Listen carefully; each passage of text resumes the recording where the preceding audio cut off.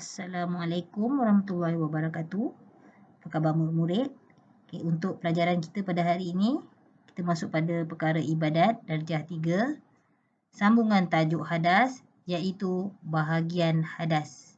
Sebelum mulakan pelajaran, marilah sama-sama kita bacakan bacaan doa. Bismillahirrahmanirrahim.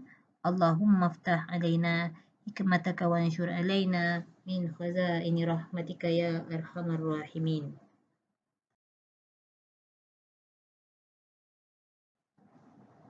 Baiklah murid-murid, boleh simak dalam kitab. Kita tengok pada bahagian hadas. Hadas terbahagi kepada dua bahagian, iaitu hadas kecil dan kedua hadas besar.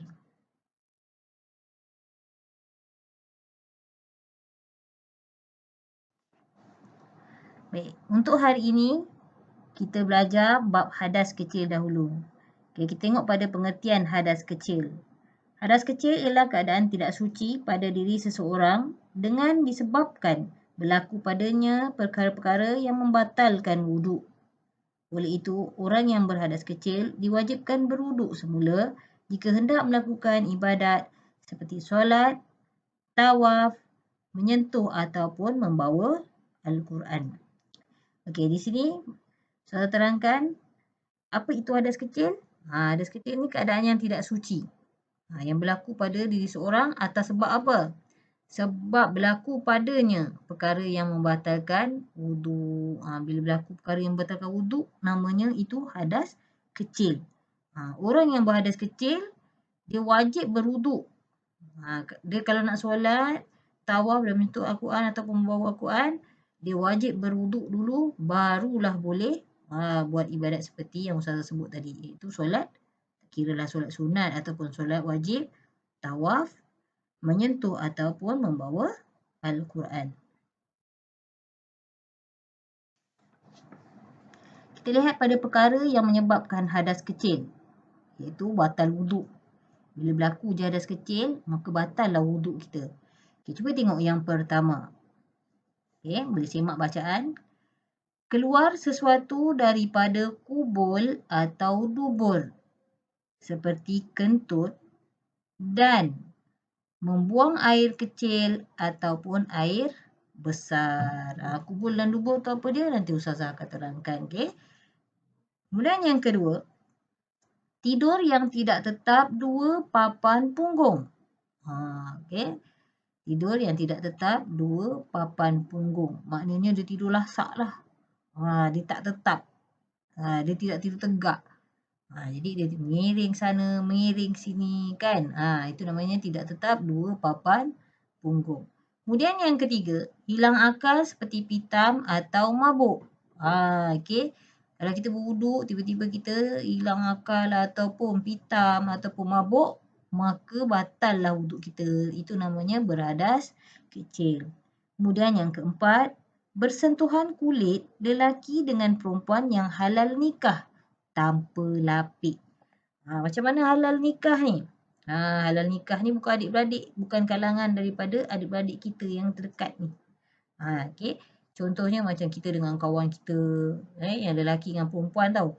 Lelaki dengan perempuan yang bukan adik-beradik, yang bukan keluarga yang dekat, bila disentuh, maka batallah air sembahyang. Kena wuduk semula.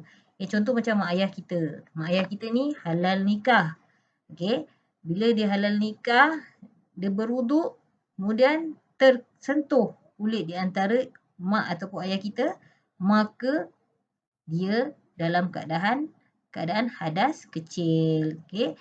Jadi kalau nak solat, nak pegang Quran, kena ambil wuduk semula. Kemudian yang kelima, menyentuh kubul atau dubur manusia dengan tapak tangan atau perut jari. Macam mana tapak tangan? Nanti Ustazah akan terangkan. Tapak tangan ataupun perut jari. Tapak tangan, bukan atas tapak tangan tu, tapak tangan. Tu tapak tangan. Tapi kalau yang lain tak. Dia tapak tangan ataupun perut jari. Baik, kita tengok gambar bawah ni. Gambar wuduk dapat mengangkat hadas kecil dan membolehkan kita melakukan ibadat dengan sempurna. Seandainya kita berhadas kecil, Kita nak buat ibadat, baca Quran, menyentuh Quran, tawaf, solat dan sebagainya, kita kena berwuduk.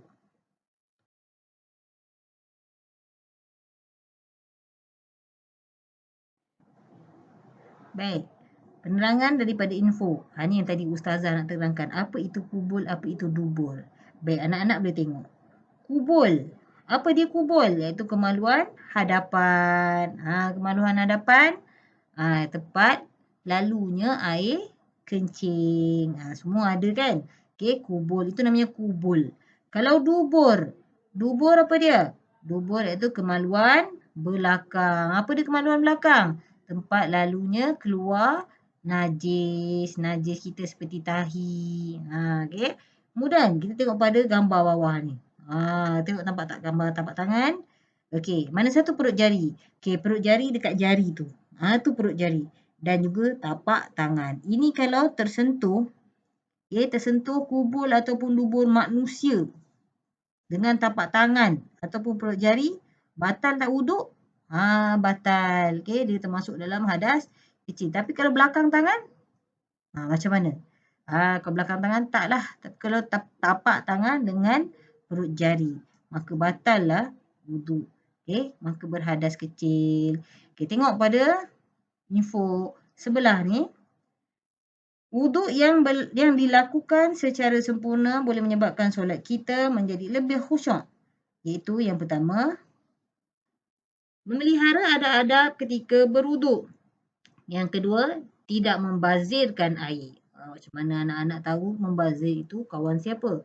Kawan syaitan. Okay, kemudian yang ketiga, memberi tumpuan sepenuhnya ketika berwuduk. Tidak berbual-bual. Ambil wuduk, tak boleh berbual-bual. Contoh macam kat sekolah, kawan sebelah-sebelah dia ambil wuduk, dia boleh ketawa-ketawa, bual-bual. Nanti kan awak punya wuduk jadi tak sah. Okay? Kena jaga adab sewaktu wuduk.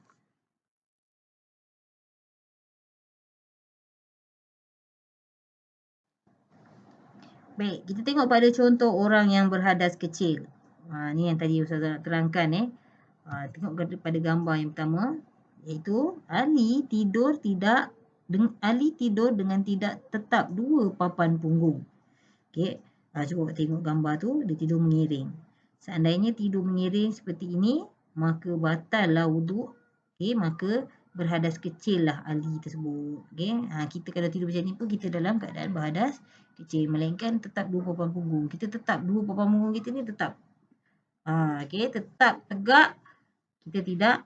Maka wuduk kita tidak batal. Okay. Gambar yang kedua.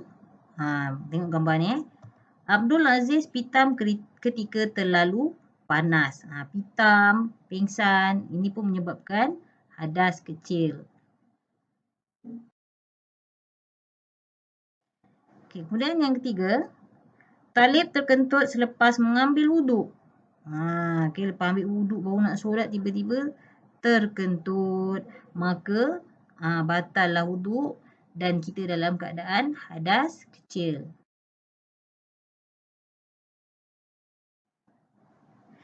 Okay, contoh orang yang berhadas kecil yang keempat. Murid-murid boleh tengok gambar ni. Nabila membuang air kecil atau air besar. Maknanya lepas kita buang air kecil atau air besar, itu juga termasuk dalam hadas kecil. Maknanya kita berhadas. Kita tak boleh terus solat, kita tak boleh terus ambil pegang Al-Quran ataupun membawa Al-Quran, dan kita tidak boleh terus untuk tawaf. Okay, kalau kita nak buat ibadat tersebut, kita kena berwuduk dahulu. Barulah boleh kita lakukan ibadat tersebut. Okay. Baiklah murid, sampai sini saja dahulu. Kita akan sambung pada hari dan waktu lain. Dengan ini Ustazah sudahi dengan wabillahi taufiq wal hidayah. Wassalamualaikum warahmatullahi wabarakatuh.